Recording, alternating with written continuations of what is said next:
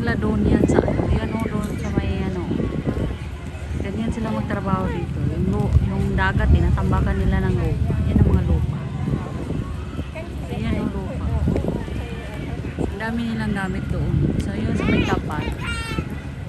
Kasi yung nasa, yan o, yan na linya na yan. Nasa Warkop hanggang doon. Sa gitna yan ang dagat. Yan ang bagong city na